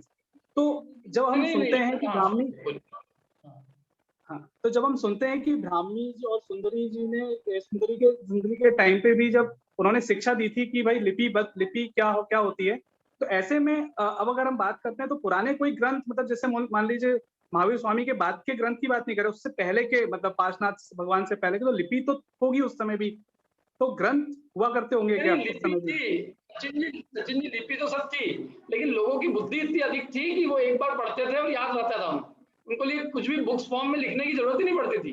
जब बुद्धि क्षीण होती जानी तब पुष्पदंत नरसेनाचार्य को विचार आया कि इस शास्त्र की लिख के सुरक्षा कर देनी चाहिए, क्योंकि आने वाली पीढ़ी को पता ही नहीं चलेगा, क्योंकि ये जो है पीढ़ी अब भूलती जा रही है, तो ये भूलते भूलते पूरा खत्म हो जाएगा। तो तब से उन्होंने लेखन का कार्य चालू किया। उसके पहले बुद्धि अधिक थी। आप यदि देखें तो अवसरपणी काल में वैसे भी लोगों की बुद्धि कम होती जा रही, तो ये बुद्धि पंचम काल के प्रारंभ में कम होती देखी, तो फिर उन्होंने उसको लिपिबद्ध किया। ठीक है सचिन जी? बिल्कुल बिल्कुल। बात से मैं पूरा एग्री करता हूँ, पर एक चीज ऐड करना चाहता हूँ कि मोबाइल हो या लैपटॉप हो, अगर उस पर जिनवाणी है तो यथासंभव तो उसका आदर कर सकते हैं ना। पूरा जिनवाणी जैसा तो नहीं, पर यथासंभव अपन करना चाहिए। आचार्य विद्यासागर जी महाराज का मुझे याद है, जब भी वो कहीं जाते हैं और रास्ते में अगर उनको पेपर का टुकड़ा पड़ा मिल जाए अखबार का, पहले उसे उठा के ऊपर रखते हैं, फिर आगे बढ़ते हैं। तो जितना अपन आदर कर सकते हैं उतना तो करना ही चाहिए। मेरा एक प्रश्न है। ये गुणव्रत और शिक्षा व्रतों में क्या यानी इसका कंटेंट क्या है, इसमें थोड़ी सी फ्लूइडिटी नज़र आती है कि कहीं पर किसी को गुणव्रत में सम्मिलित किया जाता है, कहीं पर शिक्षा व्रत में किया जाता है।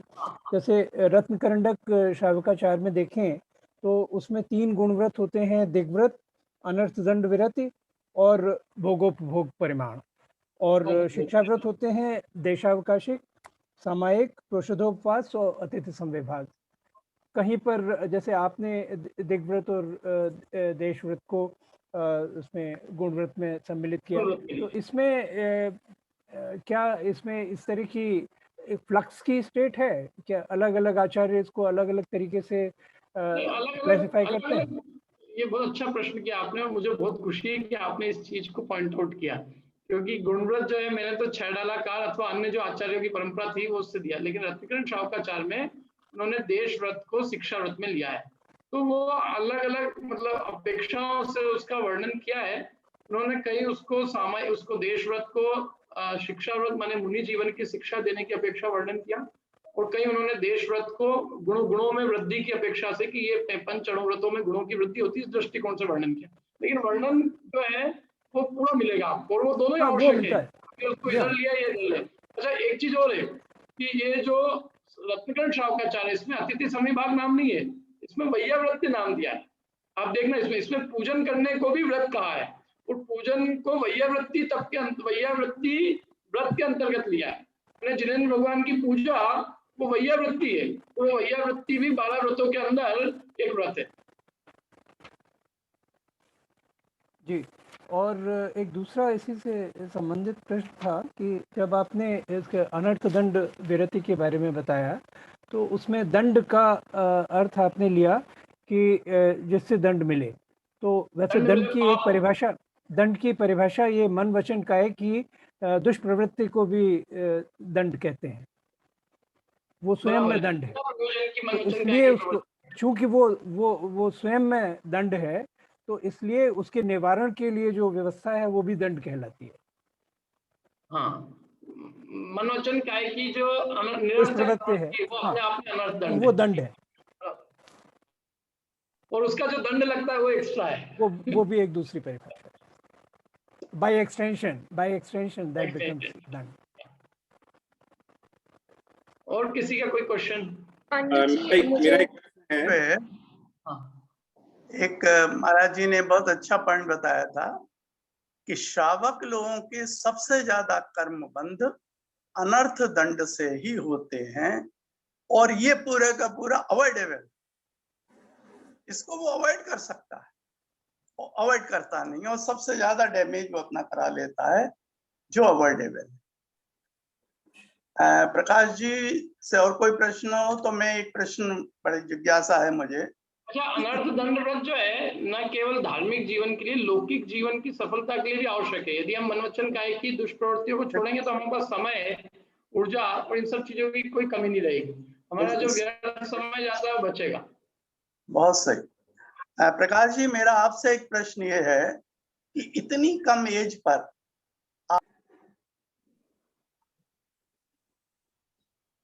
मैं 76 साल की उम्र पर शायद नहीं कर पा रहा हूँ।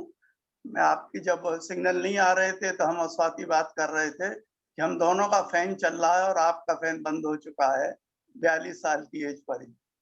तो मैं ये जानना चाह रहा था कि अब आपकी प्रोग्रेस क्या है और अब आगे आपके एम क्या है जीवन, जो हम लोगों के लिए बहुत प्रेरक हैं। मेरे जीवन का एम तो यही था कि मैं जब आया था तब कि मैं और भी इसमें आगे बढ़ूं, और मैं उसकी खोज में हूं कि मेरा जो है, मैं मरने के पहले यदि मैं महाव्रत अंगीकार कर सकूं तो ये मेरे जीवन का सौभाग्य होगा। और उसमें प्रोग्रेस हो रही है ईयर बाय ईयर?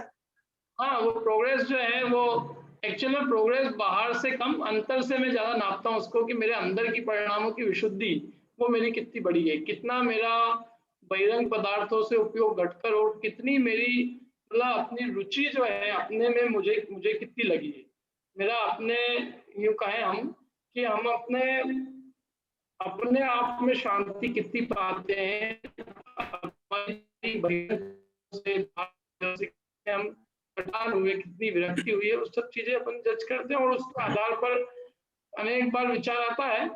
और विचार, लेकिन उस विचार को क्रियान्वित करने के लिए सब प्रकार की जो है बातें देखकर, सब प्रकार का विचार करके, द्रव्य क्षेत्र काल भाव सब देखकर, और फिर आगे उसके लिए कोई कदम उठाना, ये इस प्रकार से मेरी विचार। प्रकाश जी, आप ये एग्री करेंगे कि बाह्य का अंतरंग से डायरेक्ट संबंध है और बड़े एक दूसरे के पूरक हैं वो दोनों, तो हम खाली अंतरंग नहीं, वो है, लेकिन मैंने ये भी देखा है कि बहिरंग पालन करना, लेकिन उसके साथ अंतरंग यदि आपकी तैयारी है, जैसे मैंने जब यूएसबी छोड़ा तो मेरी अंदर की तैयारी पूरी थी, और इसलिए मैंने कोई छोड़ने के बाद मुझे कभी विचार नहीं आया। मैंने कोई भी चीज जीवन में छोड़ी तो पहले मैंने अपने आप को उसके लिए पक्का किया, ताकि एक बार जो चीज छोड़ी जाए उसके लिए कभी पीछे बाद में पलट के नहीं विचार करना पड़े, किसी चीज का रिग्रेट नहीं हो।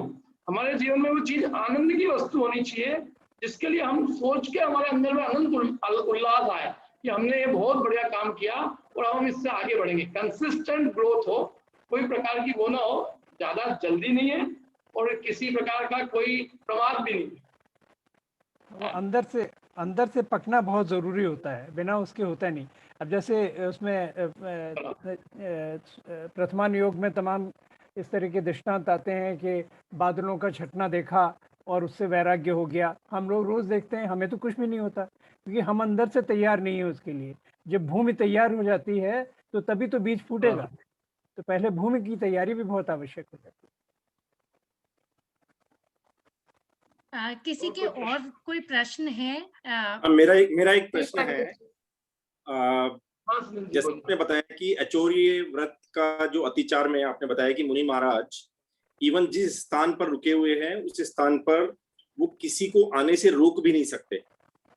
अब इसमें जो उनके छठ आवश्यक है, जिसमें सामयिक भी एक वो इम्पोर्टेंट एस्पेक्ट है, तो वो अपने सामयिक वगैरह कर ही नहीं पाएंगे अगर गृहस्थ, जैसे आज के टाइम पे मुनि महाराज धर्मशालाओं में रुकाते हैं तो वहां तो गृहस्थों का आना और भक्तों का आना कंटिन्यू रहता है, तो वो अपने छठ आवश्यक भी पूरा नहीं कर पाएंगे अगर इस तरह से किया। तो इसको कैसे देख सकते? सुनील जी, वे इतने परिपक्व होते हैं कि कोई आए सामने, शेर भी आ जाए, उनकी सामायिक में कोई बाधा नहीं पड़ेगी। और आज की परिस्थिति में कहें तो भी इतना सब होने पर भी उनकी यही तो तैयारी नहीं। इसी को मैं कह रहा था, अंदर की तैयारी, जो अंतरंग तैयारी होती है उसमें बाहर की सारी परिस्थितियों से जीव को कोई फर्क नहीं पड़ता, वो अपने कार्य में डटा रहता है। जैसे कोई व्यक्ति यदि किसी चीज की तैयारी कर रहा है और वो उसके लिए बहुत दृढ़ संकल्प है, तो उसको फिर बाहर की भले बैंड भी बज रहे हैं तो भी उसकी आवाज नहीं आती उसके कान में। और फिर ये काम श्रावकों का है, श्रावक देखेंगे उनका इंतजाम, और वो तो परिषद है, 22 तरह के परिषद रहने के लिए तैयार हैं। ये तो कोई परिचय नहीं हुआ। तो इतने एक से एक कठोर परिचय कहते हैं, वो तो उनका मूल गुण में है। जी। और कोई प्रश्न किसी का? जी, मेरा एक प्रश्न है। बोलो। पंडित जी, हाँ पंडित जी, मेरा ये प्रश्न है, जैसे कि अभी हम बात कर रहे थे कि फोन पर और हमारी सारी डिवाइसेस पर आजकल जिनवाणी उपलब्ध रहती है, पर उसमें हमने ये देखा है कि बहुत ही अशुद्धि के तरीके से उसमें लिखा रहता है। तो हमारे जैन दर्शन में अशुद्धिकरण और शुद्धिकरण का कितना महत्व है, और उसको किस तरीके से हमको मतलब तुलना करके पढ़ना चाहिए कि हम जो जिनवाणी से पढ़ रहे हैं वो ज्यादा बेहतर है, या जो हम अपनी टेक्नोलॉजी पे निर्भर होकर पढ़ रहे हैं वो ज्यादा सही है? नहीं, देखिए, ये फोन वगैरह जितने हैं ये तो हमारी मजबूरी है। जब यदि हमारे पास में किताब है तो आज भी किताब से पढ़ना सबसे बेस्ट है। और मैं बताऊं आपको, इससे आपकी आंखें भी अच्छी रहेगी, अपने चश्मे का नंबर भी नहीं बढ़ेगा और अपने को आनंद भी अधिक आएगा। जब हमारे पास कोई चीज अवेलेबल नहीं है उस मतलब ये तो इमरजेंसी के लिए साधन है, ये अपवाद मार्ग है, एक्सेप्शन के लिए। ये कोई राजमार्ग नहीं, राजमार्ग तो यही है, यदि आपके पास में जिनवाणी है तो आप उस जिनवाणी से ही पढ़ो। और वैसे भी उससे पढ़ना बहुत कन्वीनियंट होता है बजाय मोबाइल से पढ़ने। नहीं, और फिर अशुद्धि तो जिनवाणी में यानी पुस्तक में भी हो सकती है और होती है, और तमाम उससे पाठ्यांतर तमाम तरह के मिलते हैं और अशुद्धियां भी मिलती हैं। तो ये तो उसकी बात है, अगर आप किसी प्रामाणिक साइट पर जाएंगे तो वहाँ पे आपको शुद्ध पाठ मिलेगा, और अगर प्रामाणिक नहीं होगी तो वो अशुद्ध पाठ होगा उसमें। तो पुस्तक में भी ये बात संभव है। इससे इररिलेवेंट है, सही बात कही कमल जी ने, कि इससे कोई संबंध नहीं है कि वो चूंकि वहाँ पे साइट पे है तो इससे ज्यादा अशुद्ध हो जाएगा और किताब में है तो वो अशुद्ध कम रहेगा, इससे कोई मतलब नहीं। यदि साइट पे भी किसी ने डाला है और वो शुद्धि से डाला है तो सही, बिल्कुल सही कहा आपने।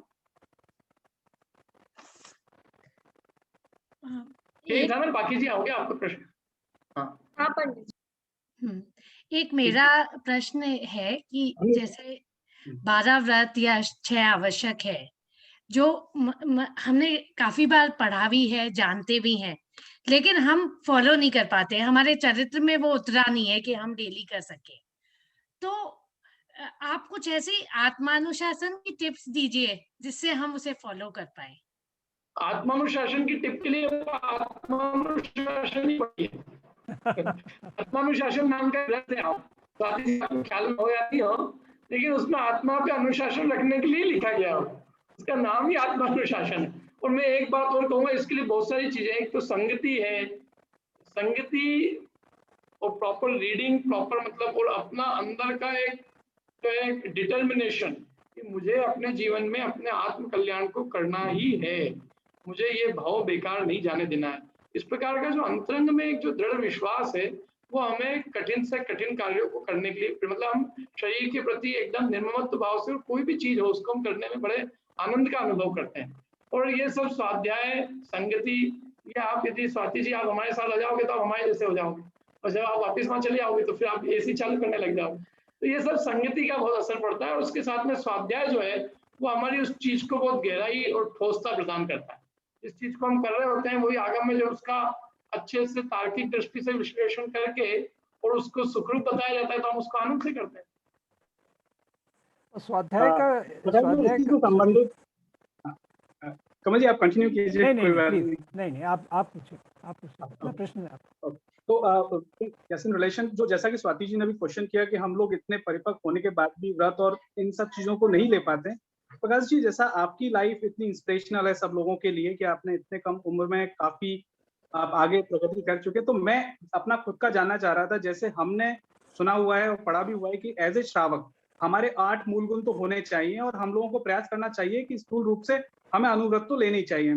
तो अनुव्रत तो ठीक है, अब जैसे अगर हम 8 मूल गुण की बात करें तो 8 मूल गुण में से बाकी सब जितने भी उसमें हैं कि रात्रि भोजन और जितने भी हैं सब त्याग हो जाता है, लेकिन जो लास्ट में छना जल का जो रहता है तो वो मतलब जैसे हम लोग काफी कॉर्पोरेट वर्ल्ड में वो वाला नहीं हो पाता है। तो उस चीज को अगर हम इग्नोर इन द सेंस, ये तो पता है कि कभी ना कभी छोड़ना है, वो मतलब छने जल वाला नियम पालना है, लेकिन ऐसे समय में जब वो नहीं पल पा रहा है तो क्या वो हम श्रावक नहीं कहलाएंगे, सच्चे श्रावक?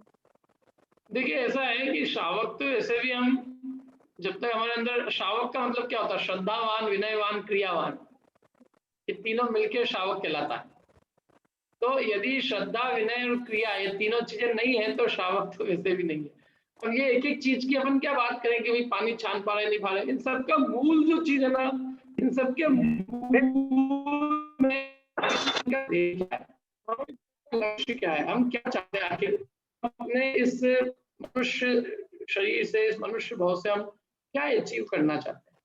क्या जब हमें अपना लक्ष्य क्लियर हो जाएगा कि मुझे मुक्ति चाहिए, मुझे नुक्ति नहीं चाहिए। नुक्ति और मुक्ति में अंतर है, मालूम है आपको? नुक्ति माने ये जो विषय भोग, पुण्य का फल है वो नुक्ति है, और पुण्य के भी फल से मुक्ति को पाना वो मुक्ति है। देह से मुक्ति पाना, कर्मों के बंधन से मुक्ति पाना, राग द्वेष से मुक्ति पाना, ये मुक्ति है। मुझे मुक्ति चाहिए, मुझे नुक्ति नहीं चाहिए। क्या ये यदि हमारा क्लियर है तो हम कुछ भी कर सकते हैं, और हमारे लिए ये बहुत छोटी चीजें है। देखो सचिन जी, ये पंचेंद्रिय के जो भोग है ना, आप निरंतर इस पर विचार करना। मीठा खाने में सुख है कि मीठा खाने की इच्छा नहीं होना सुख है? कोई इच्छा ही नहीं है तो हमें रोग ही नहीं है। आज हमें मध्यमास मधु की इच्छा ही नहीं होती है, हम सुखी हैं। जिन्हें इच्छा होती है मध्यमास मधु का सेवन करके दुखी है। आप एक अंडे वाले की अपेक्षा से अपने आप को सुखी मानते हो कि नहीं, कि हमें अंडे जो भी चीज की उनकी इच्छा ही नहीं है तो हम सुखी है कि नहीं? रात्रि भोजन की इच्छा ही नहीं होती, हम सुखी है। ऐसे ही आपको ये बाहर के वस्तुओं के भोजन की इच्छा ही नहीं होगी जिस दिन उत्पन्न, तो सहज सुख होगा। और रही बात कॉर्पोरेट वर्ल्ड के अंदर, तो हम ऐसी चीज को किस तरह से बचना है वो रास्ता हम स्वयं निकाल लेंगे। यदि हमें उससे विरक्ति है तो, हमें उनकी यदि कोई परवाह नहीं, हमें अपने आत्म कल्याण की यदि परवाह है तो हमें रास्ता मिलेगा, हमें आजीविका भी मिलेगी और रास्ता भी मिल जाएगा। ये तो पानी छानने की बात हुई, आपके साथ तो कुछ भी पानी मतलब छानने इंडिया में तो फिर भी जितना लोग समझते हैं, कम से कम नॉन वेज वगैरह चीजें समझते हैं। मैं जहाँ रहा था वहां मेरे आसपास पूरे नॉन इंडियन लोग थे। मेरा जो मतलब मेरे ऊपर के जो बॉस लोग थे ये सब थे, सब चाइनीज, वियतनामीज, मतलब इवन जो है यूएस, ऑस्ट्रेलिया, सब वो लोग थे। लेकिन उसके बावजूद वो ये जानते थे कि भाई इनकी अपनी एक मान्यता है, इनकी अपनी एक श्रद्धा है, उसको डिस्टर्ब नहीं करना, तो वो फोर्स नहीं करते थे।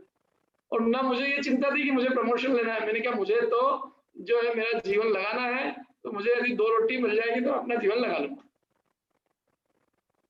वो अपन प्रिंसिपल से फिर वो नहीं करते कॉम्प्रोमाइज, अदरवाइज अपन कर लेते हैं।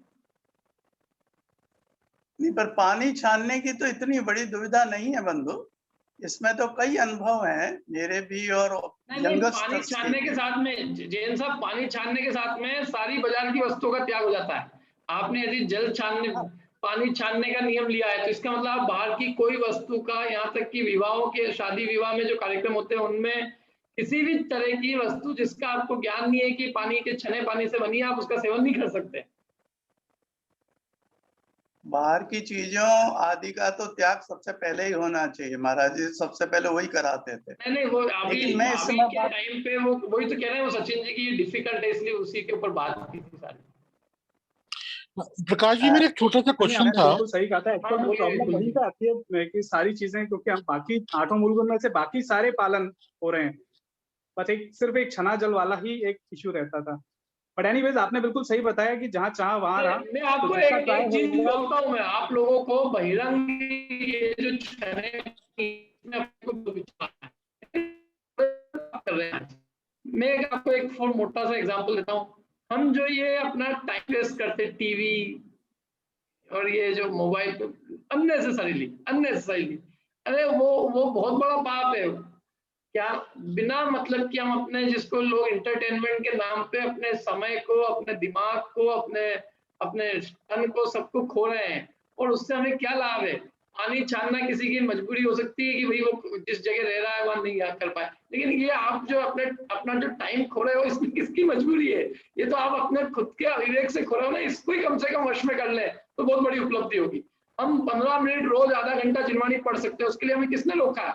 लेकिन हम वो कर नहीं रहे, हम कह रहे पानी छान नहीं पा रहे। अरे आप जो कर सकते हैं वो तो करो पहले। क्या आप आराम से जो है रोज, आपको 15 मिनट पढ़ने से कौन रोक रहा है? आधे घंटे पढ़ने से कौन रोक रहा है? आप एक क्रम से, व्यवस्थित क्रम से जिनवाणी का अध्ययन करो। आपको रोज भगवान के दर्शन करने से, आपको अपने समय का व्यवस्थित उपयोग करने से कौन रोक रहा है? देखिए, जीवन में सफलता का मूल मंत्र अपने स्वयं को कीमत होना। इसको खुद को अपने टाइम की कीमत नहीं। बोलो मैंने एक एंटरटेनमेंट के लिए 3 घंटे की मूवी देखी, 3 घंटे में तू क्या कर सकता था भगवान आत्मा? 3 घंटे में तू भगवान बनने का मार्ग प्राप्त कर सकता था। तूने 3 घंटे अपने खो दिए जीवन के। 3 घंटे नहीं खोए, अनंत काल की पूंजी खोई है। तो ये हमारे अंदर में ऐसा, अंदर में प्रति समय हमको अपने जीवन की, अपने समय की कीमत होगी तो हम बहुत बड़े काम कर सकते हैं।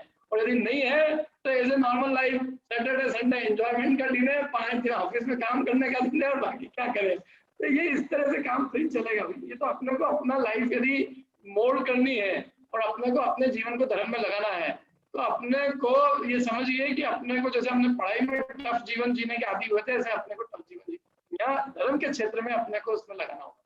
माँ अपने बच्चे से कहती बेटा तेरा मन नहीं भी लग रहा है तो भी तू लगा के पढ़ ले, नहीं लगाएगा तो भीख मांगेगा। ऐसे मैं कहता हूँ जिनवाणी माँ हमसे कहती है कि तुम्हारा मन नहीं भी लग रहा है तो लगा लो, नहीं लगाओगे तो बाद में अगले भाव में भीख मांगोगे, ज्ञान की भीख मांगोगे। प्रकाश जी, मेरा एक छोटा सा क्वेश्चन था, मेरी अंडरस्टैंडिंग हो सकता है गलत हो।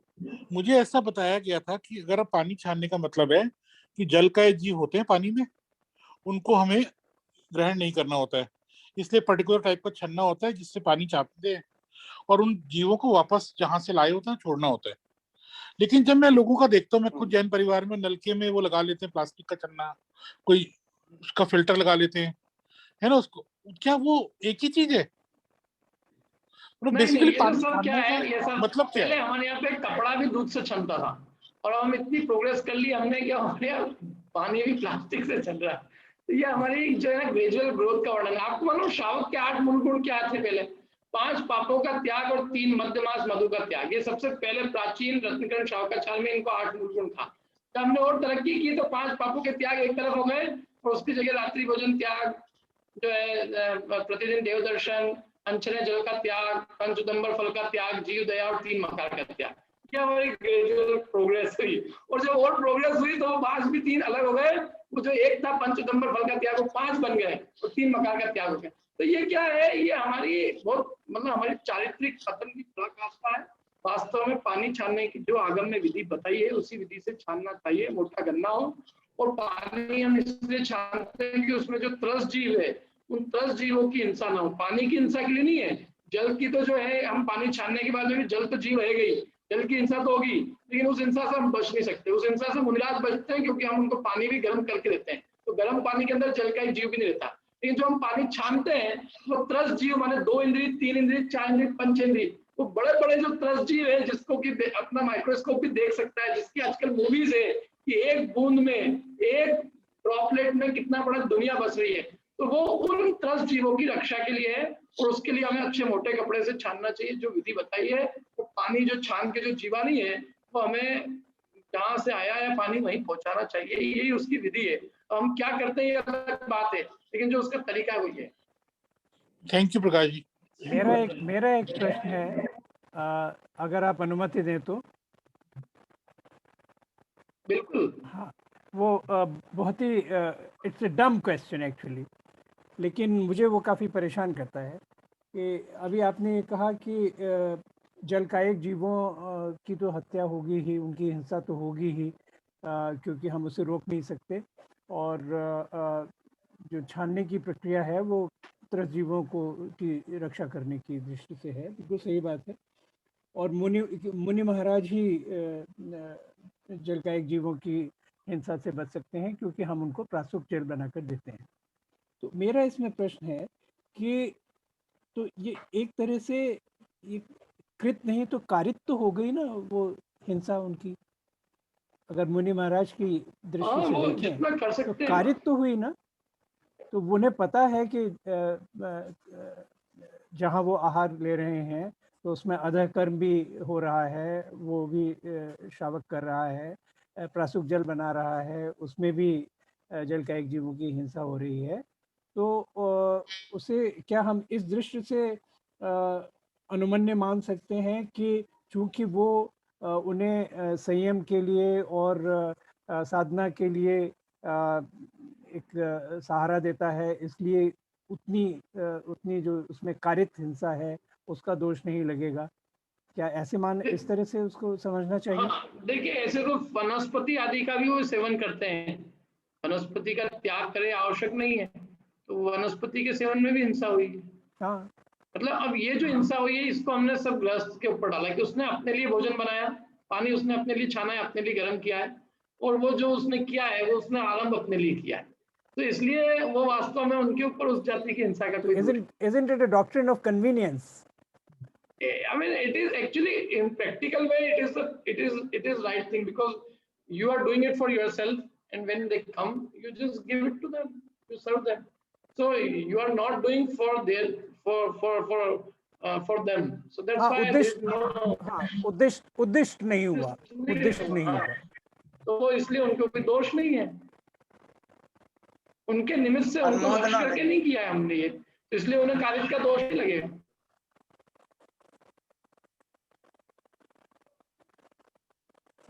और वैसे भी जो जितनी संभव है चरना नियोग में, करना नियोग को हम प्रविष्ट नहीं करा सकते। मतलब अब ऐसे तो आगम में ऐसे सूक्ष्म जीव भी कहे जिनकी अवगाहना बहुत छोटी होती है। मुनिराज चलते हैं तो जल में, थल में, ऐसे सब मतलब थल में ऐसे जीव पाए जाते हैं, और उन जीवों की हिंसा से बचना संभव ही नहीं है। लेकिन चरना नियोग उसी का विधान करता है जो एक व्यक्ति के लिए संभव है, जो उसके लिए प्रैक्टिकली पॉसिबल है, अन्यथा तो जीवन ही असंभव हो जाएगा। बिल्कुल सही जी। अच्छा, आपने अनुमोदना पॉइंट किया। और कोई प्रश्न किसी का? और एक क्वेश्चन आया हुआ है कि how we can start our journey in Jainism from basics, कैसे इवॉल्व हों हम?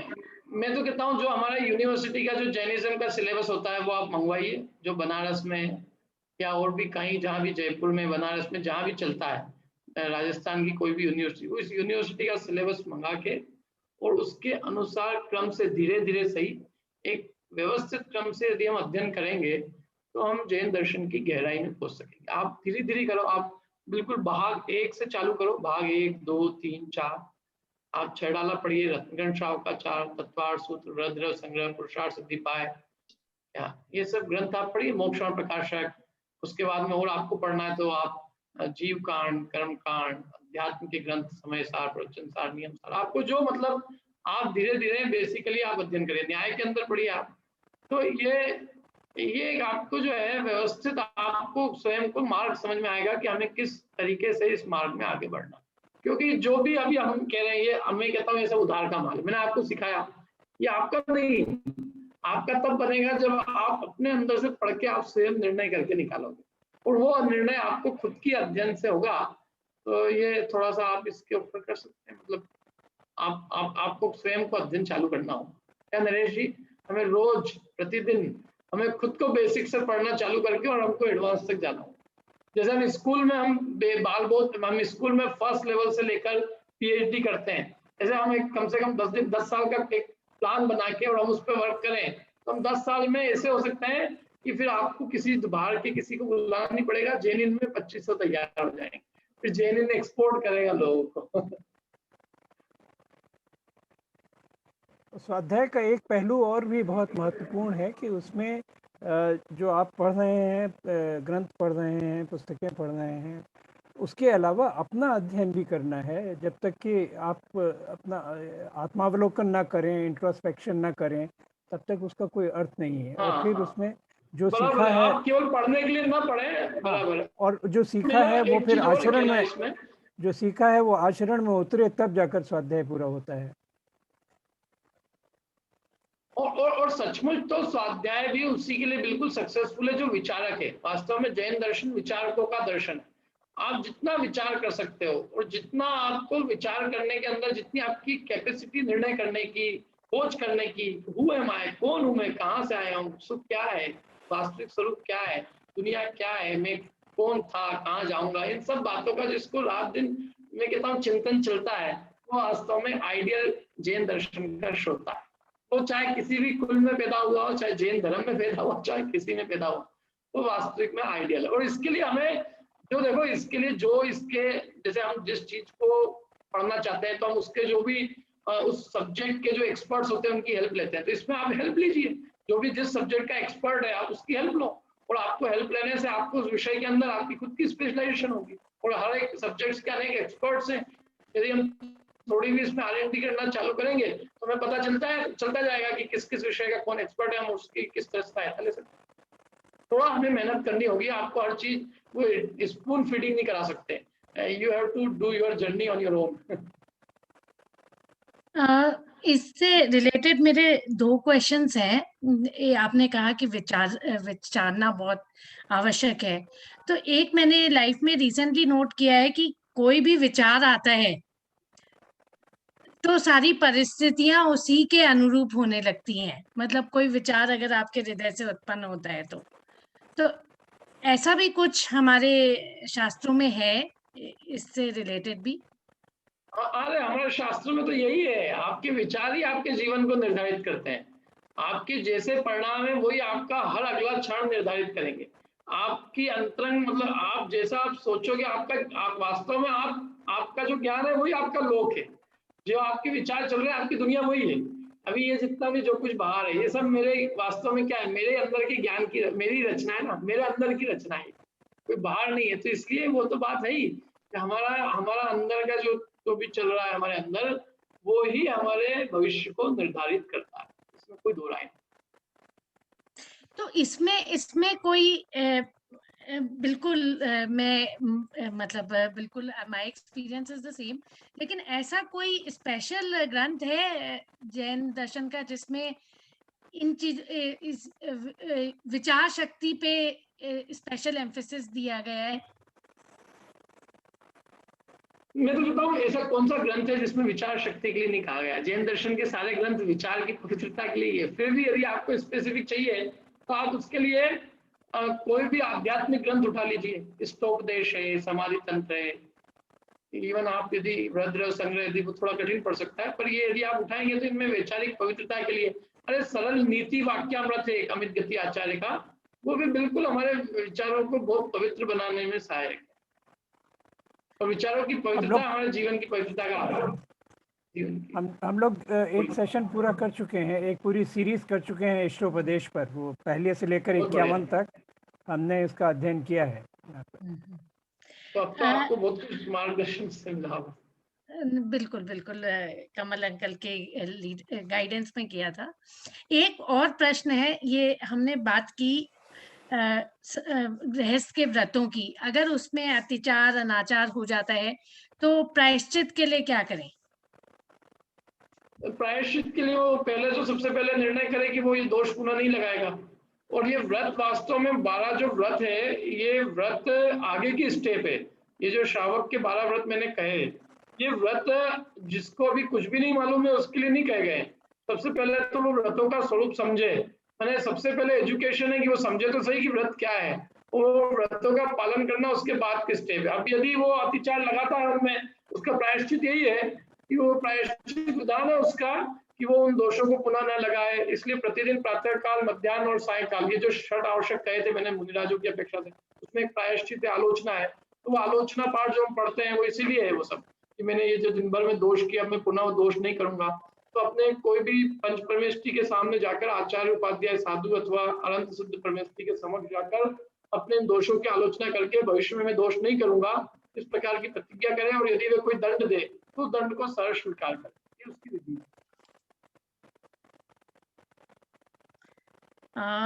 एक लास्ट क्वेश्चन है कि what message you would want to give to corporate people like us? Naresh भैया का क्वेश्चन है।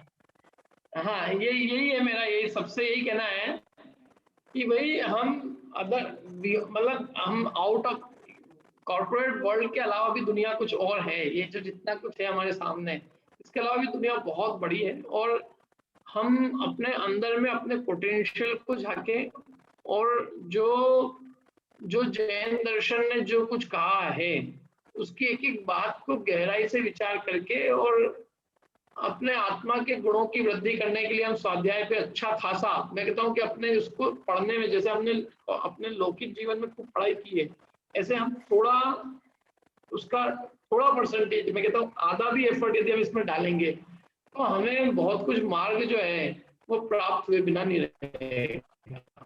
और इसके लिए कोई नरेश जी बहुत बड़ा कॉर्पोरेट वर्ल्ड कुछ नहीं करता है। इसमें हमको अपना खुद का डेडिकेशन करके अपना टाइम डिवोट करना है इसके लिए कि हमको रोज सुबह उठ के आप सबसे पहले अपना जो है सबसे पहला काम ये करिए कि आप सबसे पहले पूजन है, जैसे पूजन के बाद में स्वाध्याय आप करो, नियम बना लो आप, मुझे सबसे पहला काम करना है। कोई भी ग्रंथ शुरू से लेके आखिरी तक अपने को पढ़ना है, ये डेली एक हैबिट में डालो। क्या और जो भी हमारे लाइफ में जितना हमको मिला है उसमें संतोष रख के, बजाय अपने और ज्यादा फर्दर अपने एम्बिशन करके गोल बनाने के, जो है उसमें संतोष रख के अब नेक्स्ट भाव की सोच के और अपने को इस संसार का मतलब इस भाव को सफल बनाने की सोचना चाहिए, इस संसार से निकलने की सोचना चाहिए, बजाय कि इस संसार में तरक्की करने के।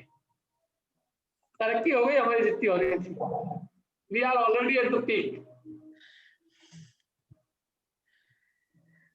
जवाब दिया मैंने नरेश जी आपका प्रॉपर की वो सभी का क्वेश्चन था। थैंक यू भैया।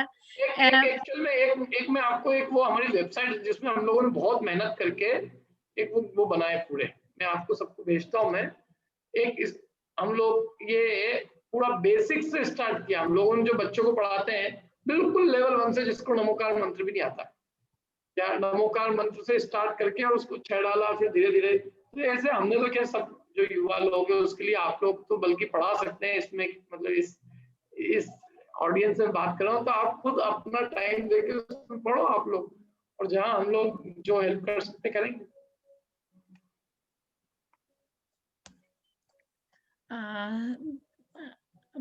समय हो गया है, किसी का और कोई क्वेश्चन है? अदरवाइज हम रैप अप कर सकते हैं।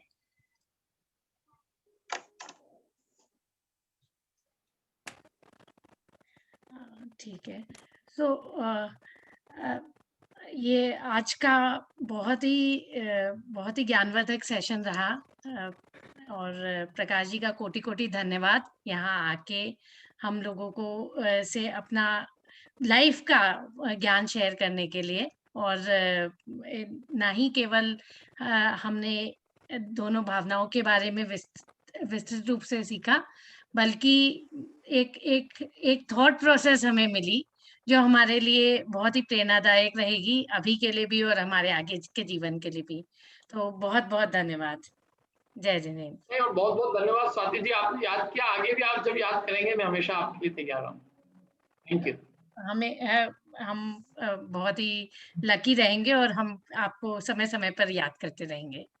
Thank you so much. जय जिनेन्द्र। जय।